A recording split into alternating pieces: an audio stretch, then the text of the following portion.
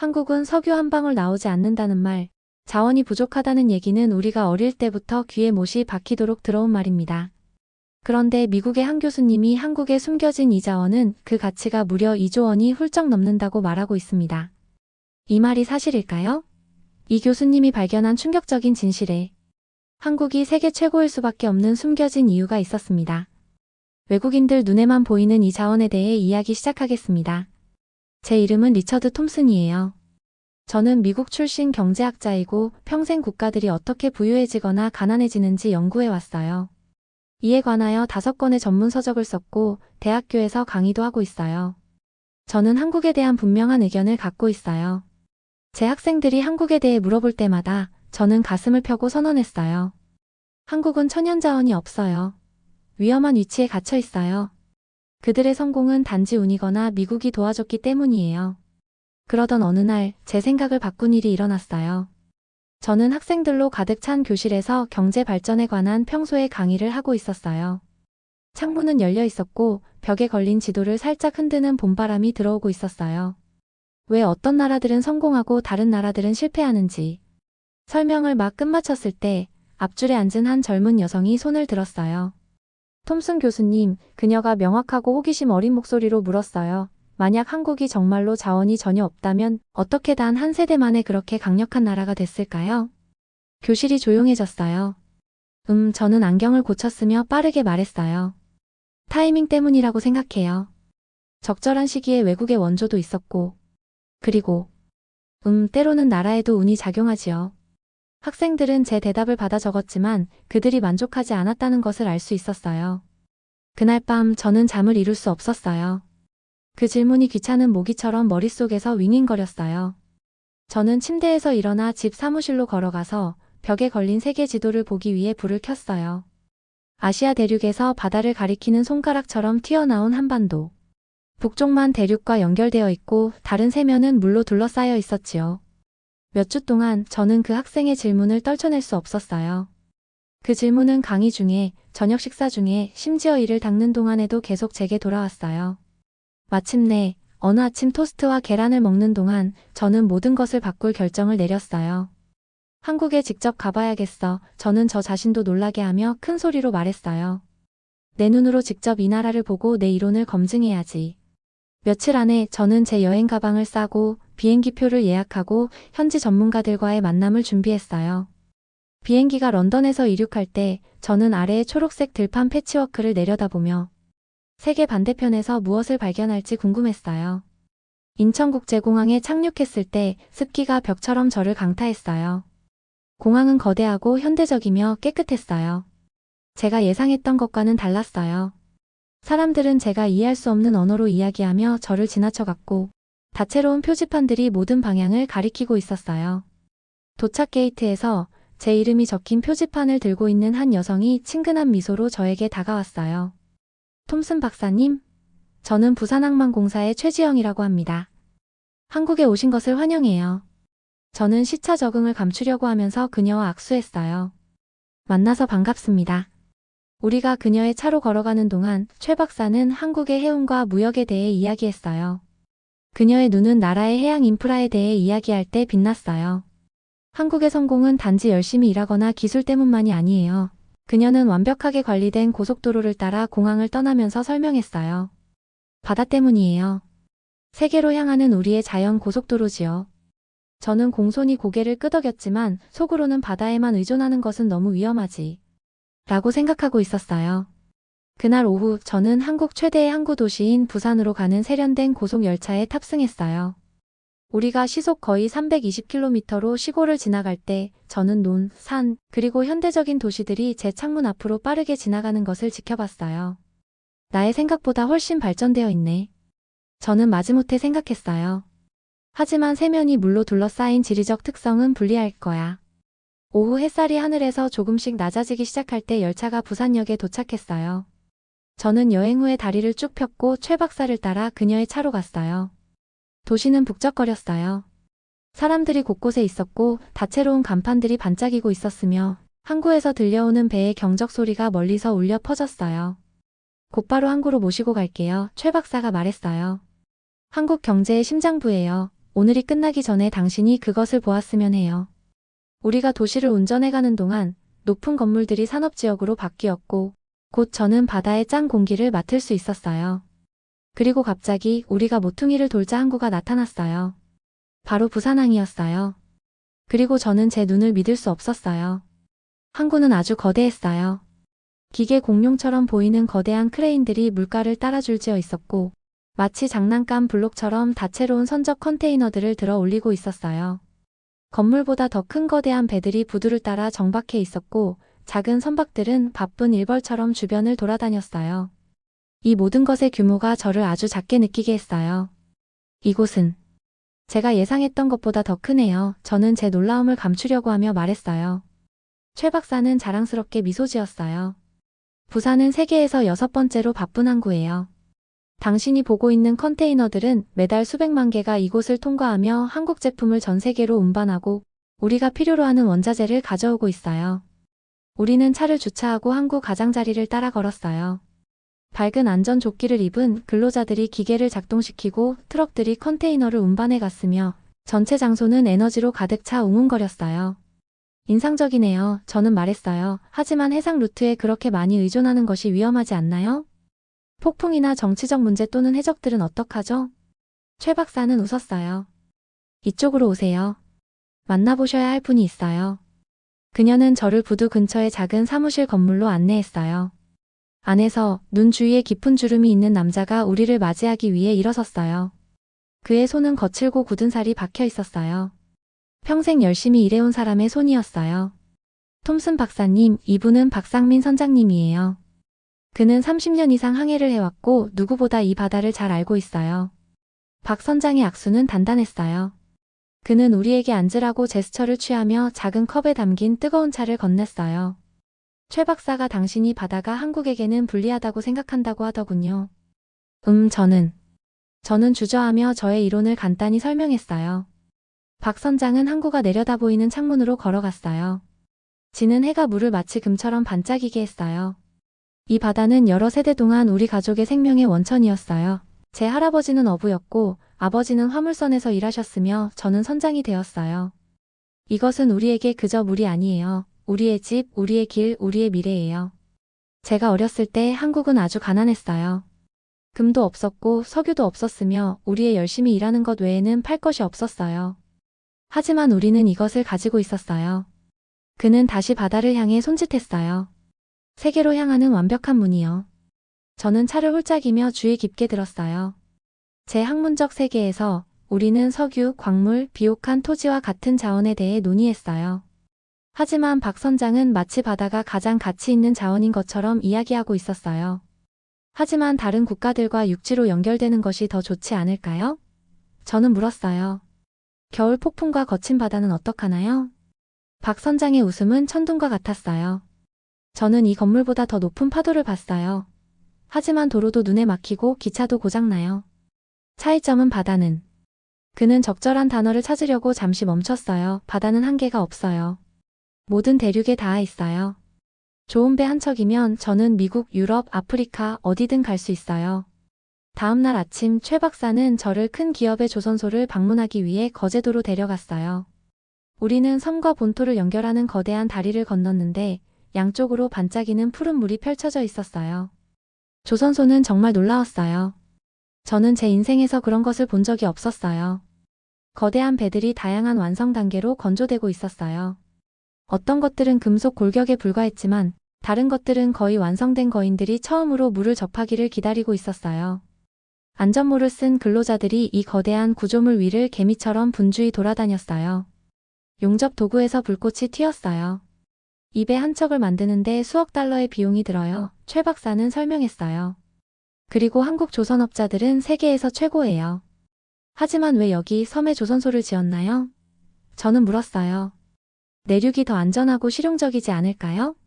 최 박사가 대답하기 전에 우리 뒤에서 한 목소리가 말했어요. 사실 이곳이 가능한 가장 실용적인 위치예요. 저는 돌아서서 양복을 입은 남자가 우리에게 다가오는 것을 보았어요.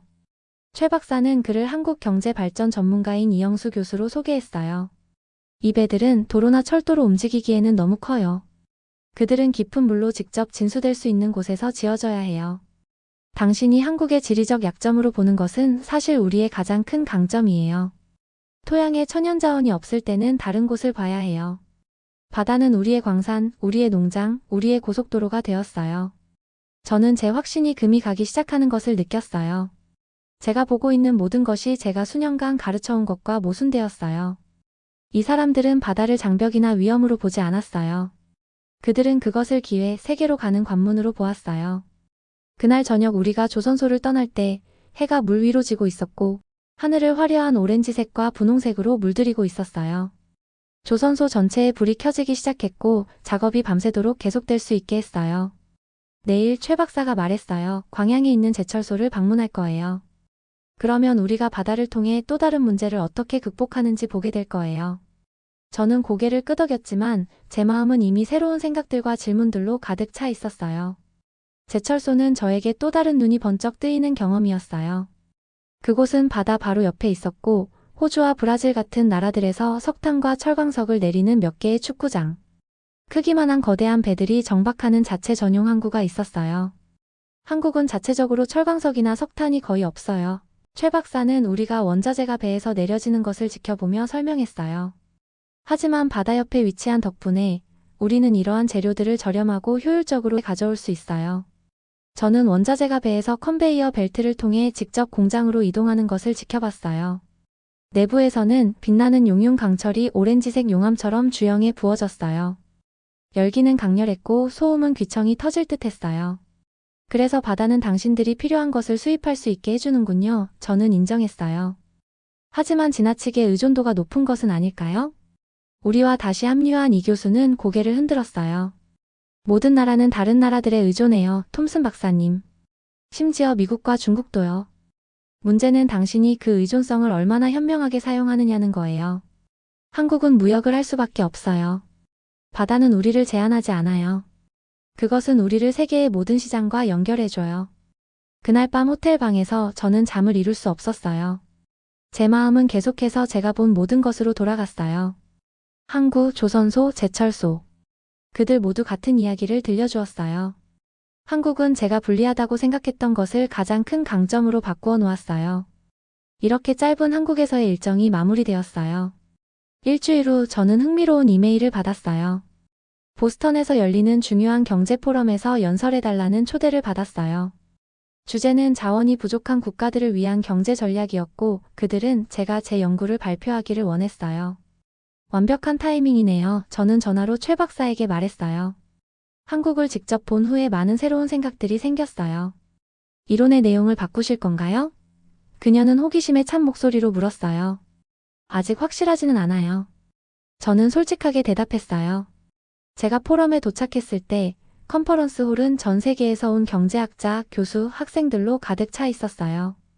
저는 무대 뒤에서 제 노트를 검토하며 긴장하고 있었어요. 첫 번째 연사는 찰스 워커라는 보수적인 경제학자였어요.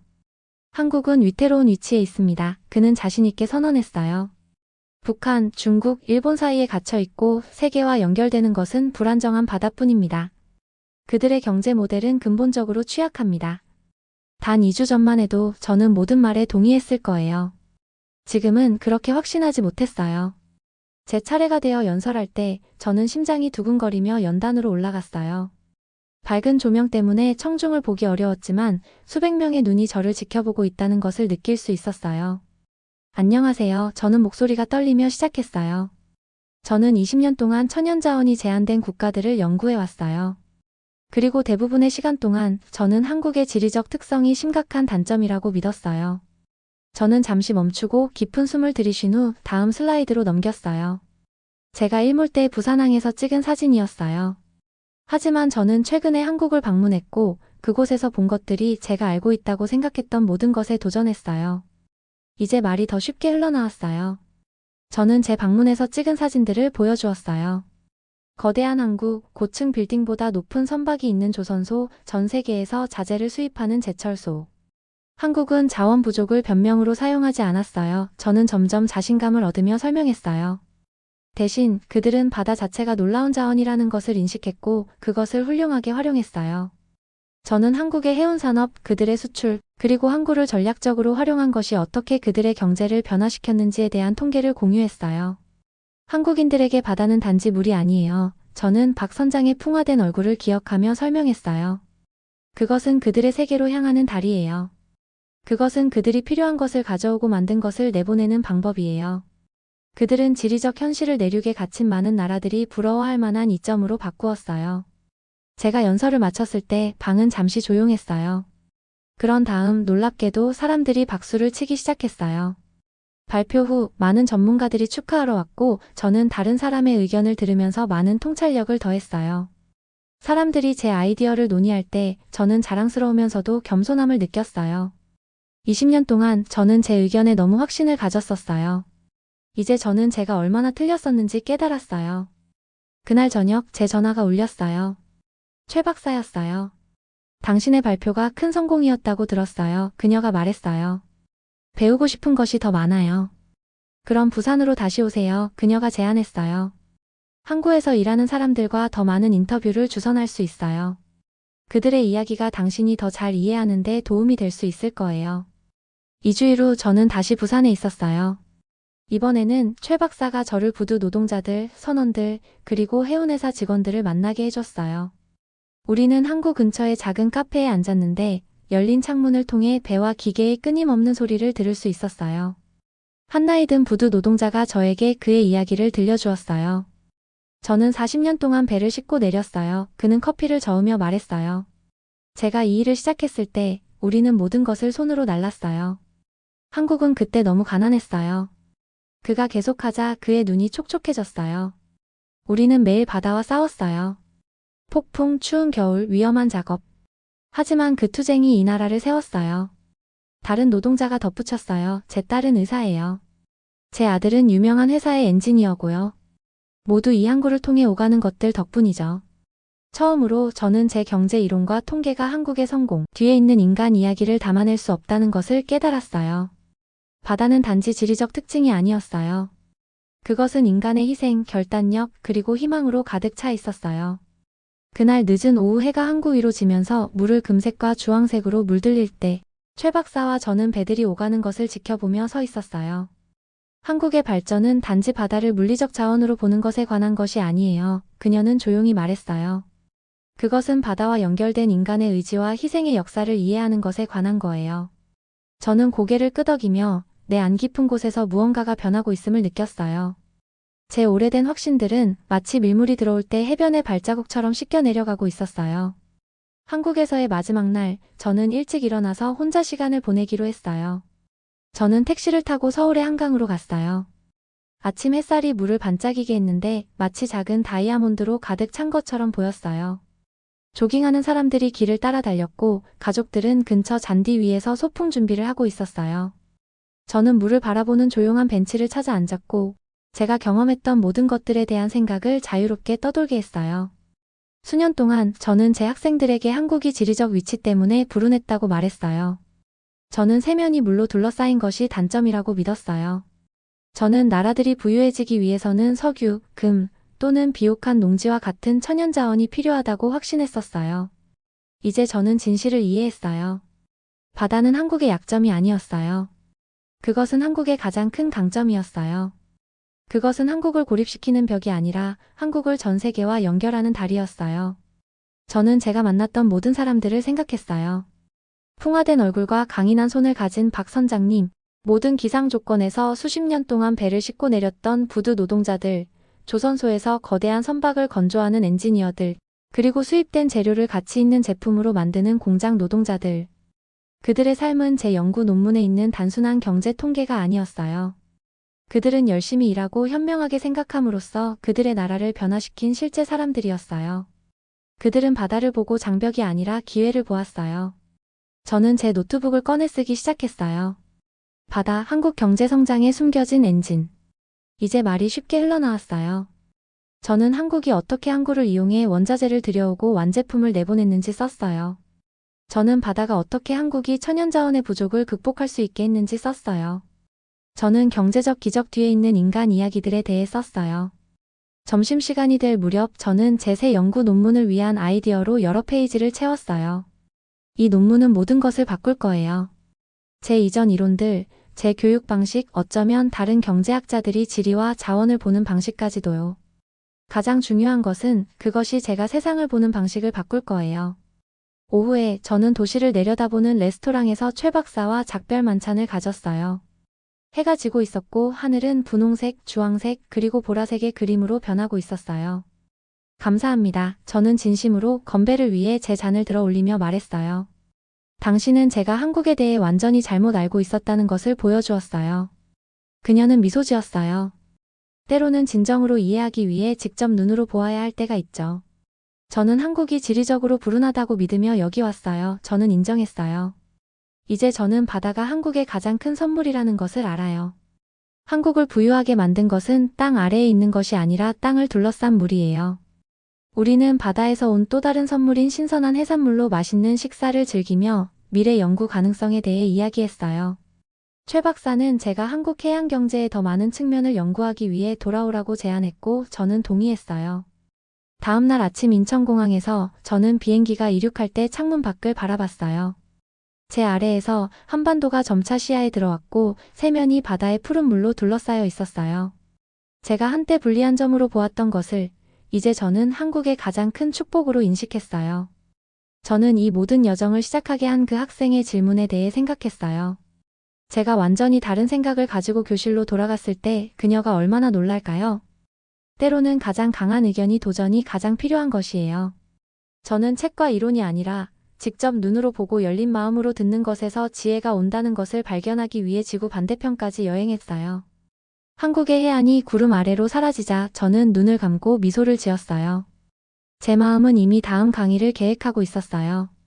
오늘 여러분, 저는 바다가 어떻게 한국을 바꾸었는지 그리고 한국이 어떻게 저를 바꾸었는지에 대해 말씀드리고 싶어요. 저는 한 가지 확실히 알았어요. 저는 결코 지도를 다시는 같은 방식으로 보지 않을 거예요. 영상 재미있게 보셨나요? 마음에 드셨다면 구독과 좋아요 부탁드리겠습니다. 감사합니다.